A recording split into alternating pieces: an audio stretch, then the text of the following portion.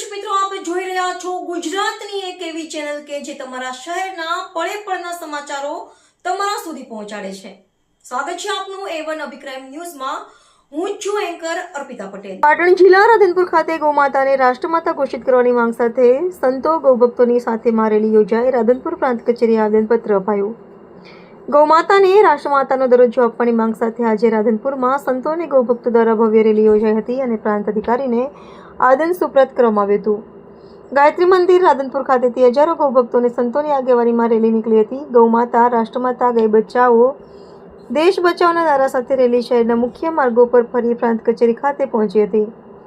સંતોની ઉપસ્થિતિમાં ધર્મરેલીમાં બંગવડની જગ્યાના મહંત શ્રી સંજયની દાસ બાપુ તથા સિનર જગ્યાના મહંત શ્રી સહિત પાટણ જિલ્લાના અનેક સંતો મહંતો જોડાયા હતા।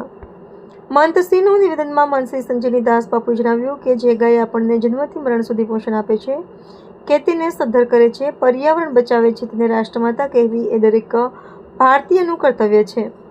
જ્યારે જંગલી પ્રાણી વાઘને રાષ્ટ્રીય પ્રાણી જાહેર કરી શકાય છે તો સૌનું પાલન કરનાર ગૌમાતાને રાષ્ટ્રમાતા જાહેર કરવી જ જોઈએ। અમે સરકારને અપીલ કરીએ છીએ કે તાત્કાલિક ગૌમાતાને રાષ્ટ્રમાતાનો દરજ્જો આપે। આજે રાધનપુરથી જે અવાજ ઉઠ્યો છે તે દિલ્હી સુધી પહોંચશે। પ્રાંત અધિકારીના આદેશ સ્વીકારી અને તેને યોગ્ય માધ્યમથી સરકાર સુધી પહોંચાડવાની ખાતરી આપી હતી। સમગ્ર કાર્યક્રમ દરમિયાન પોલીસ દ્વારા ચુસ્ત બંદોબસ્ત ગોઠવવામાં આવ્યો હતો અને કાર્યક્રમ શાંતિપૂર્ણ રીતે સંપન્ન થયો હતો।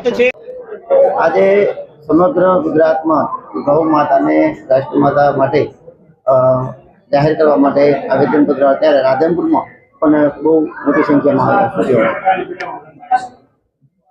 ગાઓ વિશ્વસ્ય માત્ર આદિ અનાદિકાલથી જ્યાંથી સનાતન ઉદ્ભવ થયું છે, વર્ષો હજારો વર્ષોથી ગાયોનું ખૂબ સુંદર સેવાનો પ્રકલ્પ રહી છે અમારી। ભારતમાં ગાયો બચી નથી। હવે એવી વિકટ પરિસ્થિતિમાં ભારત જ્યારે એક સ્વર્ણિમ યુગ જે છે એનો ઉદ્ભવ થયો છે, એ સમયમાં સંપૂર્ણ ભારત વર્ષના અખાડા દ્વારા સાધુ સંતોના નિર્ણયથી સંપૂર્ણ ભારતમાં ગૌ સન્માન આવાહન અભિયાનનું આયોજન કર્યું છે। એમાં સંપૂર્ણ ભારતમાં ગયા 27 એપ્રિલે આપણે મામલતદાર અને કલેક્ટરશ્રીને એક આવેદન પત્ર આપ્યું છે। એમાં સંપૂર્ણ જે ગૌ પ્રેમી જે છે એમની હસ્તાક્ષર છે। એમાં ભારતમાંથી ગૌ માતાની હત્યા બંધ થાય તથા ગૌ માતાને રાષ્ટ્રમાતા જાહેર કરવા આવે એના માટે સમગ્ર ભારતમાં 27 તારીખના રોજ એક મોટું આવેદન પત્ર આપીને એક અભિયાન ઉપાડવામાં આવેલું। આ સંદર્ભમાં ગુજરાતમાં 7 તારીખ નક્કી કરવામાં આવેલી। આજે રાધનપુર નગરમાંથી મોટી સંખ્યામાં લોકો ગૌ માતાને રાષ્ટ્રમાતા જાહેર થાય તથા ગૌ માતાની હત્યા બંધ થાય એના માટે કલેક્ટરશ્રીને પ્રાંત કલેક્ટરશ્રીને પ્રાર્થના પત્ર સુપ્રત કર્યું છે।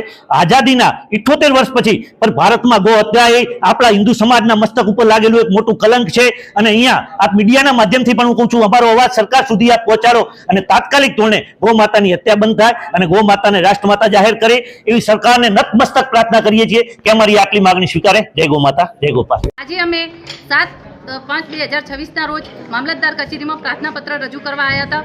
એનો મતલબ એ કે ગૌ માતાને રાષ્ટ્રમાતા જાહેર કરવામાં આવે અને સંપૂર્ણપણે ગૌ હત્યા બંધ કરવામાં આવે। એટલે અમે મુખ્યમંત્રી શ્રી, રાજ્યપાલ શ્રી અને વડાપ્રધાનશ્રીને આ પ્રાર્થના પત્ર રજૂ કર્યો છે અને આ પ્રાર્થના પત્ર અમારો ત્યાં સુધી પહોંચે અને તત્કાલ ધોરણે ગાય માતાને રાષ્ટ્રમાતા જાહેર કરવામાં આવે અને સંપૂર્ણપણે ગૌ હત્યા બંધ કરવામાં આવે એવી અમારી નમ્ર અપીલ છે।